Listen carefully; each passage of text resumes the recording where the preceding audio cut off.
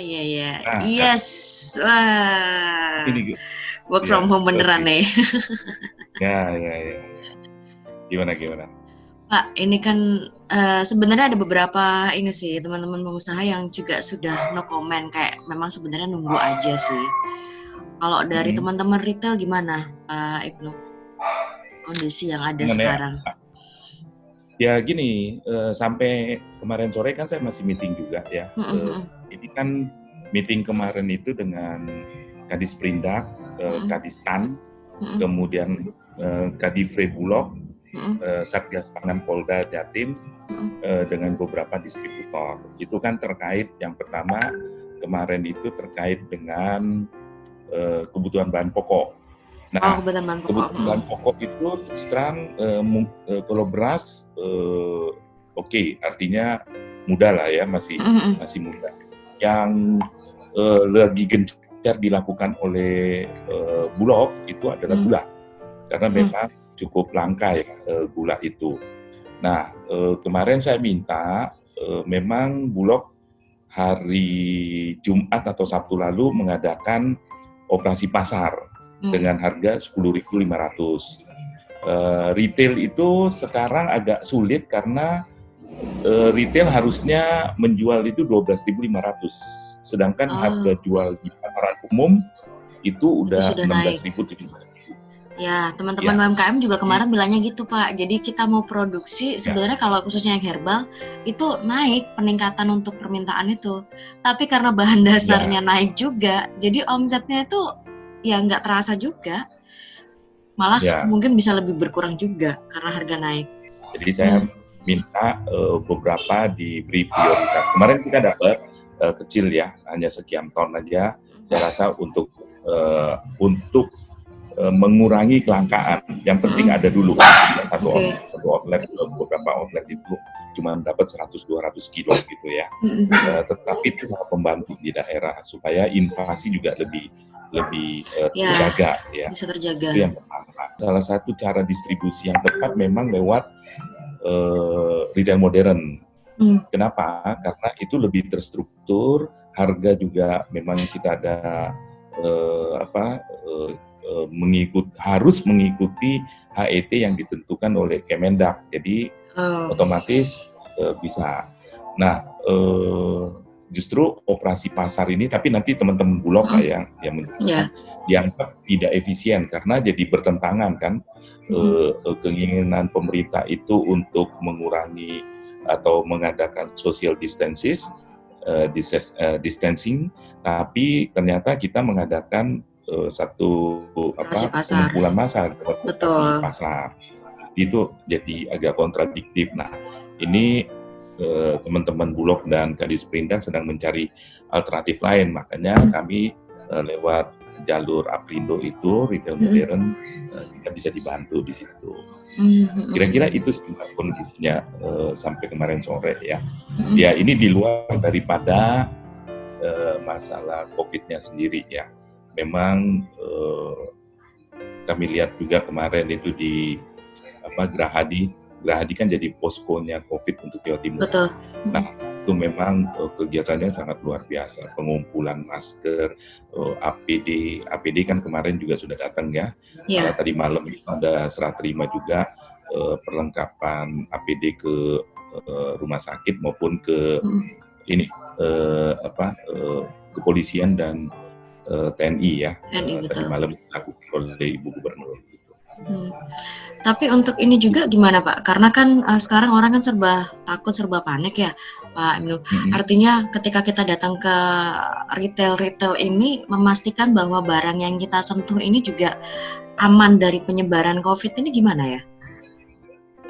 Begini, kalau retailnya sendiri seperti yang kemarin malam saya sudah sampaikan lewat TV ya. Jadi kalau Surabaya itu kan 30% yang ada di mall. Artinya cukup terstruktur. Masuk ke mallnya, kemudian itu pasti ada scanning termometer ya, pengunjung ya. Nah kalau barang kan memang lewat loading dock ya, loading dock itu jalurnya memang terpisah.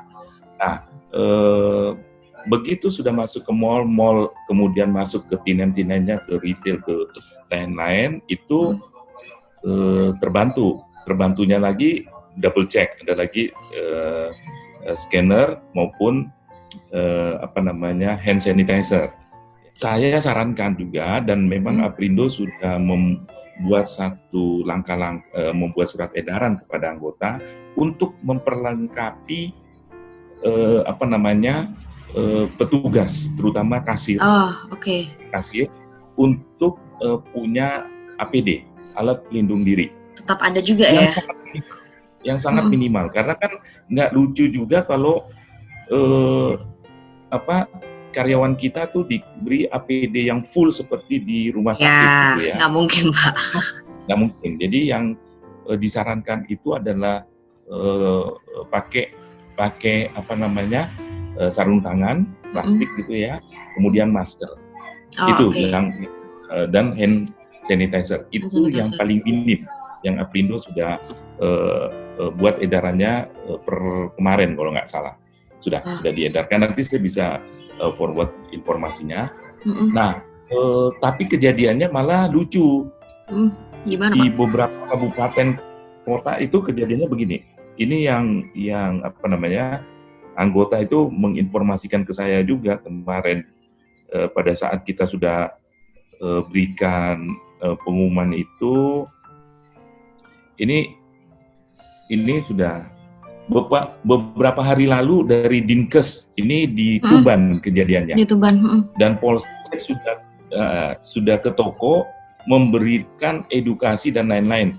Tapi mereka malah mengimbau karyawan jangan pakai masker agar tidak memprovokasi masyarakat. Nah, ini kan artinya edukasinya sendiri terhadap keliru.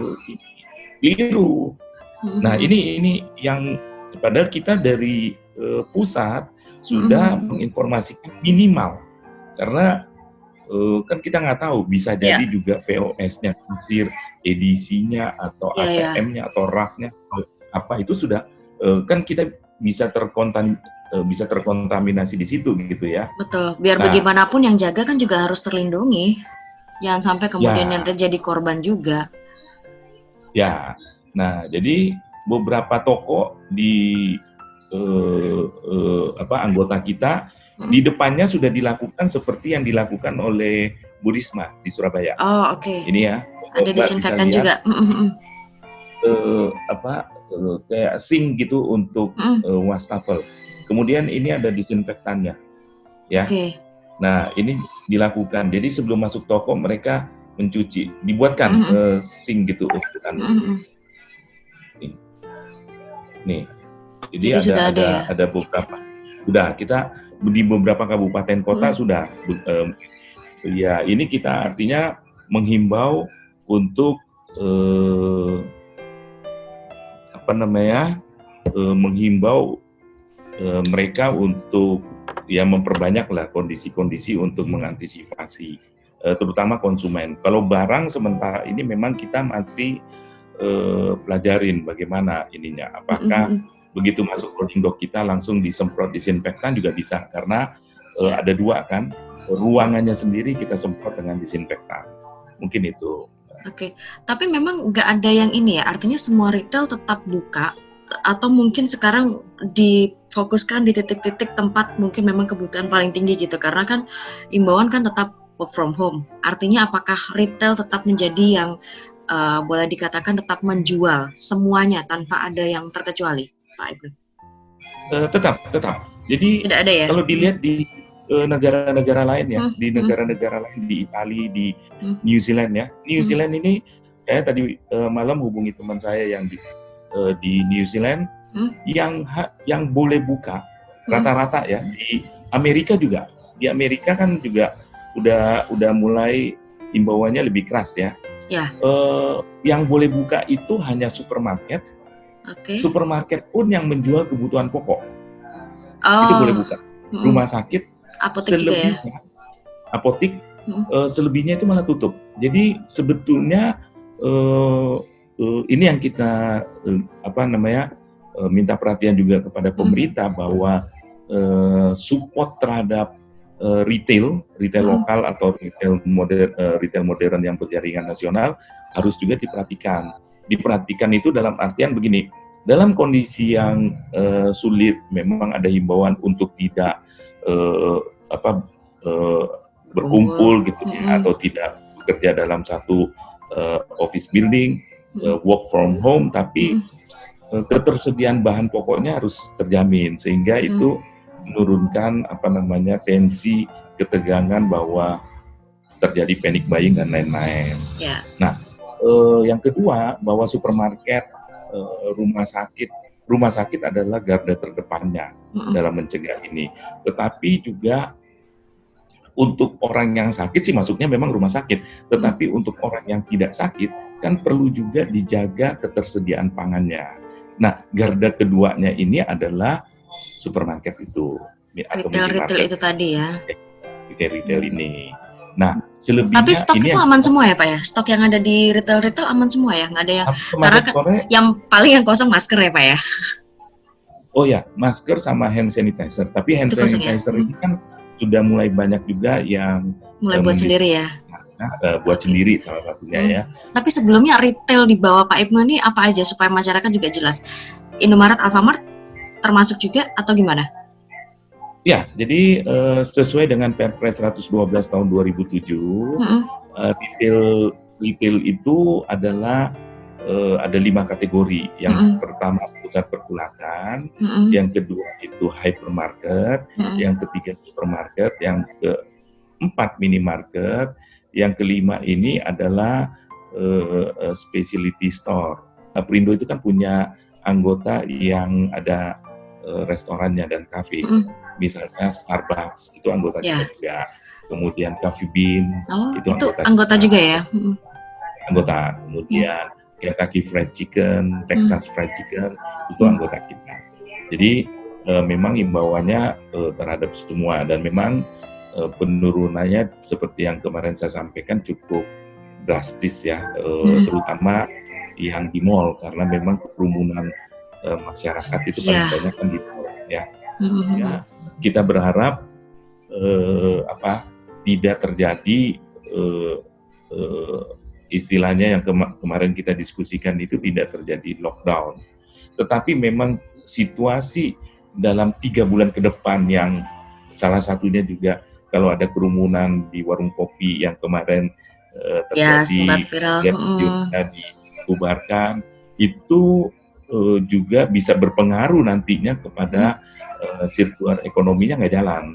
Nah ini yang memang harus dicari bagaimana konsep untuk sirkular ekonomi tetap berjalan, berputar dan lain-lain itu bagaimana minimize kerumunan. Padahal warung kopi itu kan ciri khas sebetulnya mereka punya, maksudnya kekuatannya di situ, dikasih wifi nongkrong gitu ya. Pada nongkrong di situ. Tapi kan nggak mungkin sekarang Pak. Kalau pada nongkrong kan bahaya juga. Betul. Jadi nggak tahu juga penyebarannya. Himbauan kita sih kemarin ada beberapa, salah satunya menggunakan aplikasi online itu. Pakai ya. Yang kedua manfaatkan layanan servis gratis, layanan antar gratis gitu ya dari retail modern. Ya kan kalau jaraknya dalam area radius 2 km itu ada pelayanan antar gratis gitu ya. Nah mungkin itu salah satunya yang jalan keluar untuk sementara.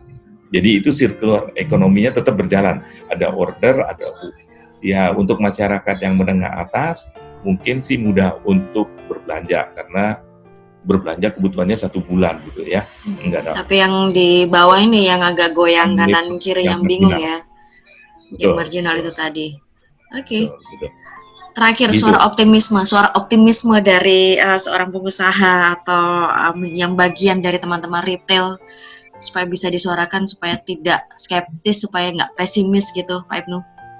Ya, jadi saya mewakili Asosiasi Pengusaha Retail Indonesia berharapnya sebetulnya kepada 2 ya, kepada pemerintah itu mensupport juga penyediaan kebutuhan pokok karena kami ini hanya media dari para stakeholder kepada konsumen, ya medianya itu. Di sepanjang para stakeholder dalam hal ini salah satunya juga pemerintah, Kementerian Perdagangan, kementerian lain yang terlibat dengan kebutuhan bahan pokok, Bulog begitu ya, bisa mensupport penyediaan ini sehingga selama ketersediaan ini cukup, saya rasa juga masyarakat akan lebih merasa aman begitu ya. Nah, bagi konsumen juga saya rasa berbelanja yang cukup untuk kebutuhan keluarganya. Karena kita bukan hanya memikirkan keluarga kita, tetapi juga memikirkan keluarga orang lain. Kalau kita egois, mungkin kebutuhannya cukup 1 bulan, berbelanja untuk 2 bulan, berarti ada satu keluarga lain yang tidak, yang haknya nggak kebagian. Ya, begitu ya. Jadi kita harus dalam keadaan yang agak sulit ini, kita harus punya toleransi tingkat tinggi gitu, tingkat dewa ya, sehingga semuanya bisa kita lalui bersama gitu. Amin. Badai pasti berlalu. Amin. Ya. Terima kasih banyak Pak Ibnu. Sehat selalu ya. Oke, sama-sama. Berjuang aman semuanya untuk teman-teman yang ada di retail yang masih harus menyediakan kebutuhan kita semua. Terima kasih Pak Ibnu. Tuhan berkati.